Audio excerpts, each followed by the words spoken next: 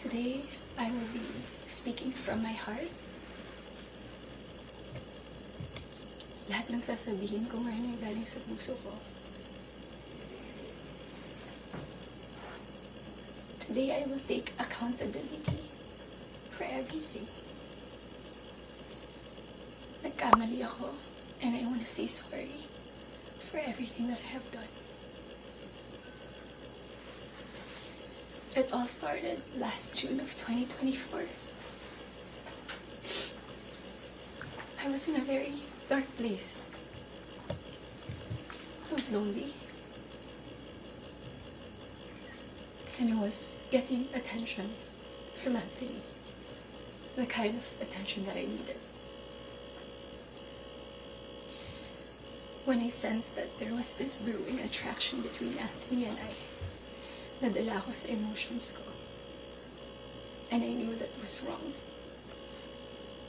I came clean right away.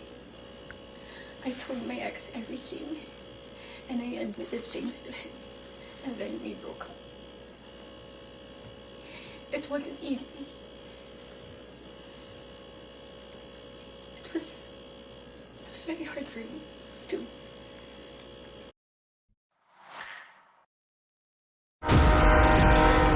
한태호, 걔네 아버지가 걔네 엄마 죽였대!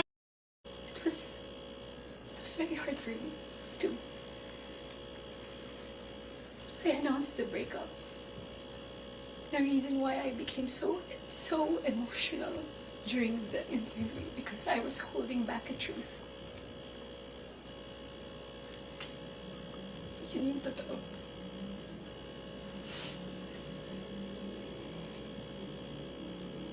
I wasn't really able to simmer down.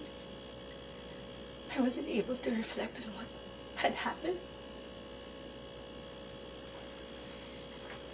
I was working every day for days straight, weeks straight, months straight.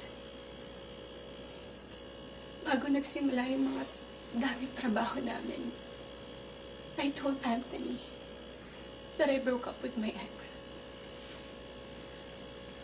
And he also said the same thing.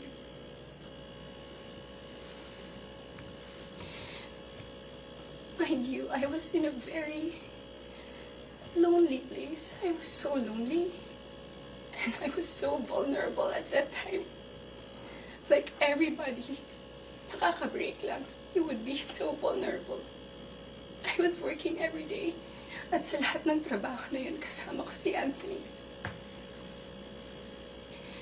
Aaminin ko, sa araw-araw ng pagtatrabaho namin, nahulog din yung loob ko. He would be very sweet to me. He would be such a gentleman to me. He would say things to me. He would tease me on the set in front of other people. He would tell all the people who were close to me that he was single. So, I was confident to act a certain way around him on the set. Because in the eyes of the people there, we were both single.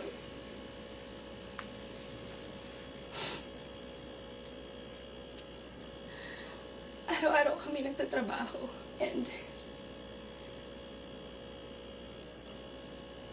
September came. We went to Italy for our shoot sa teleserye namin na Incognito. And doon nag-start na naging deep yung pagkakilala namin sa isa't isa. I really fell. Nung pauwi na kami ng Italy, it was my birthday. And we were stuck at the airport the whole day. He would say things to me that are sweet. He would say promises. We would tell promises to each other. And then nung pauwi na ng Italy, I felt so happy that I had to post something on my IG story just to appreciate him during that day. And then pagka-uwi ko, I think that the next 2 days, I saw a post or reposts ni Jam on TikTok. Nakita ko lahat yun. And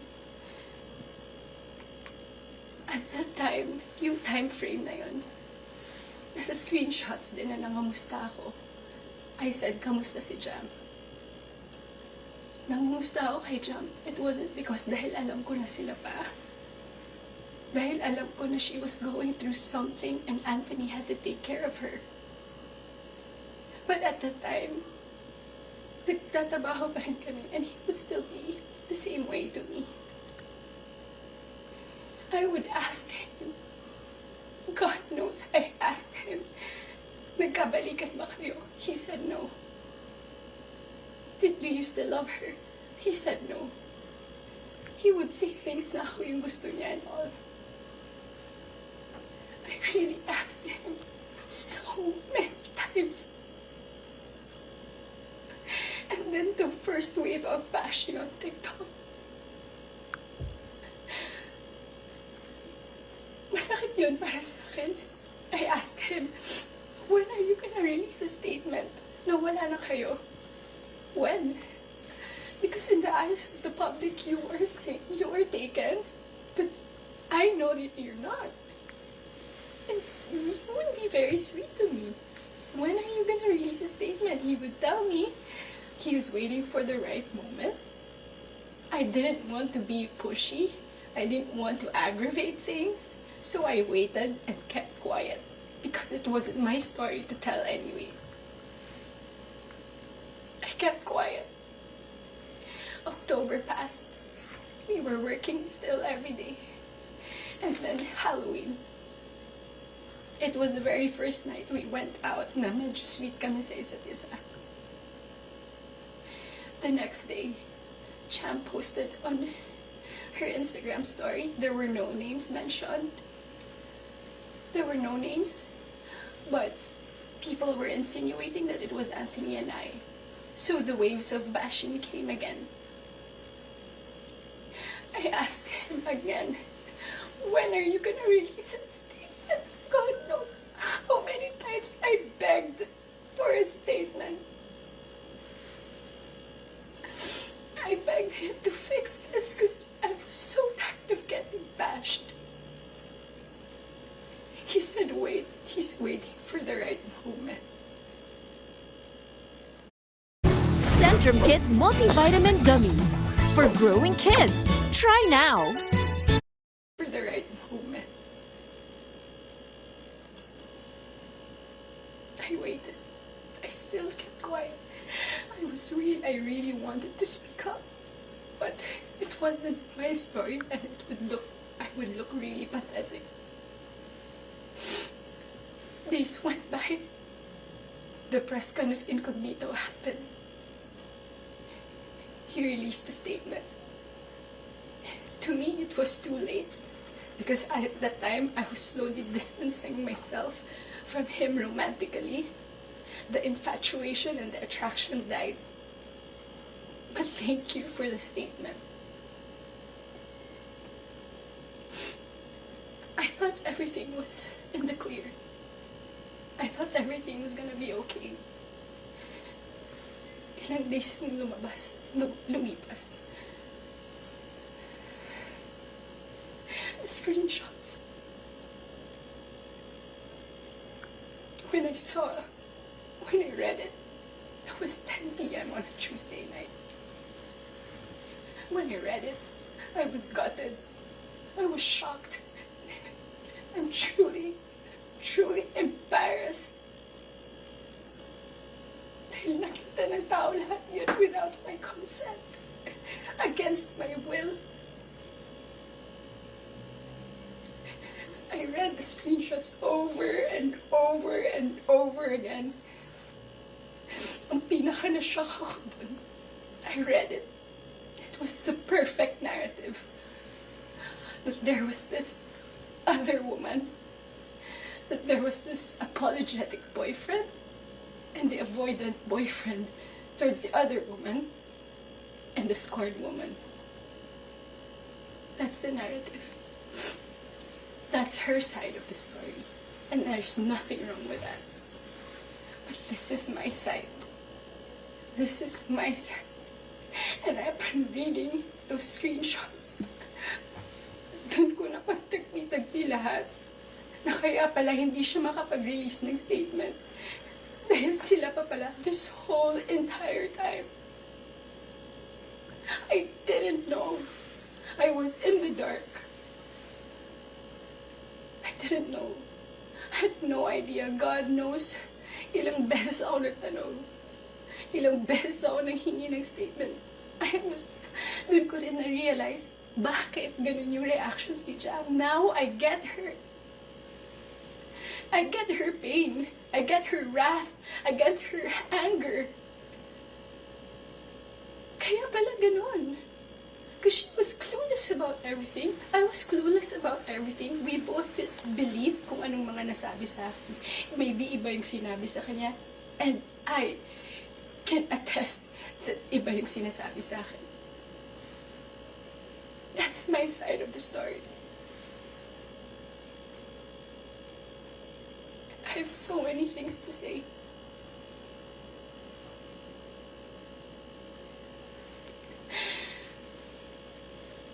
Hindi ka ako makapaniwala. Papahinga pala ako ganito sa buhay ko. So to the public, I am sorry that you got to see that very intimate side of me. Ganun talaga ako pag nagbigay ng pagmamahal. It was supposed to be private. It was supposed to be a private, intimate thing. I'm sad. I'm sad na nakita yun ng tao. And yes, I don't want to play the victim here. Nagkamali din talaga ako. And I want to say sorry to those people I have hurt. I reached out to Jam last November. I did not get a reply. I think that was last November. Because I wanted to know what's up. So, I'm sorry. Most especially, I'm very sorry. I'm truly sorry to those people who supported me for 10 years. Alam nila lahat na ginapang ko yung career ko. Mapunta lang sa kung saan ko gusto.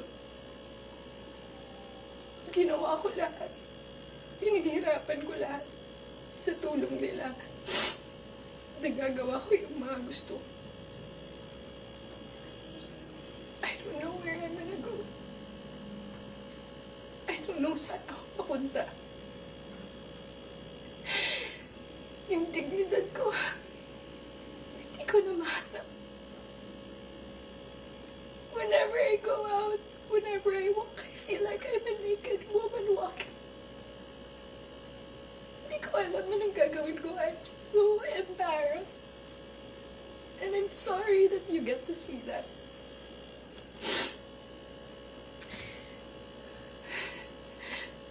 But I can assure you,